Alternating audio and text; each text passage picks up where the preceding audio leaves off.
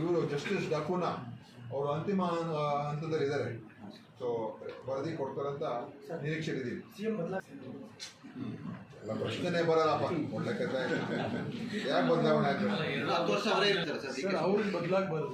ಶಿವಕುಮಾರ್ ಅವರು ಹೇಳಿದ್ದಾರೆ, ಇಡೀ ಕಾಂಗ್ರೆಸ್ ಪಕ್ಷ ಹೇಳಿದೆ, ಇದೆಲ್ಲ ಆಗಿರುವಂಥದ್ದು ಮುಖ್ಯಮಂತ್ರಿಗೆ ಇನ್ನೂ ಹೆಚ್ಚು ಶಕ್ತಿ ಬಂದಿದೆ. ಇದೆಲ್ಲ ಆಗಿರೋದ್ರಿಂದ ಮುಖ್ಯಮಂತ್ರಿಗಳ ಜನಪ್ರಿಯತೆಯೂ ಹೆಚ್ಚಾಗಿದೆ, ಮುಖ್ಯಮಂತ್ರಿಗಳ ಶಕ್ತಿನೂ ಕೂಡ ಹೆಚ್ಚಾಗಿದೆ, ಕಾಂಗ್ರೆಸ್ ಅಲ್ಲಿ ಒಗ್ಗಟ್ಟು ಕೂಡ ಆಗಿದೆ. ಅದರಿಂದ ನಾನು ಬಿಜೆಪಿ ಅವರಿಗೆ ಮತ್ತು ಜನತಾದಳದವರಿಗೆ ನಾನು ಅಭಿನಂದನೆ ಸಲ್ಲಿಸ್ತೇನೆ. ನಿಮ್ಮಿಂದ ನಮ್ಮ ಪಕ್ಷ ಇನ್ನೂ ಒಗ್ಗಟ್ಟಾಗಿ ಒಂದಾಗಿ ಇವತ್ತು ನಾವು ಇನ್ನೂ ಹೆಚ್ಚಿನ ಕೆಲಸ ಮಾಡೋದು ನಾವು ಇನ್ನೂ ಮುಂದೆ ನಾವು ಸಾಕ್ತೀವಿ. ಮುಖ್ಯಮಂತ್ರಿ ವರ್ಚಸ್ಸಿಗೆ ಧಕ್ಕೆನೇ ಆಗಿಲ್ಲ, ಯಾಕಂದ್ರೆ ವರ್ಚಸ್ ಹೆಚ್ಚಾಗ್ತದೆ. ಯಾಕಂದ್ರೆ ಅವನ್ನ ಟಾರ್ಗೆಟ್ ಮಾಡ್ತಾ ಇದ್ದಾರೆ ಉದ್ದೇಶಪೂರ್ವಕವಾಗಿ. ನೀವ್ ಹೇಳ್ತಾ ಇದ್ದೀರಾ, ಜನ ಹೇಳ್ತಾ ಇದ್ದಾರೆ. ನೀವು ಯಾರಿಗಾದ್ರೂ ಕೇಳಿ, ನೀವೇ ಬೇಕಾದ್ರೆ ಡಾಕ್ಯುಮೆಂಟ್ ಸ್ಟಡಿ ಮಾಡ್ಬಿಟ್ಟು ನೀವೇ ಹೇಳ್ತೀರಿ.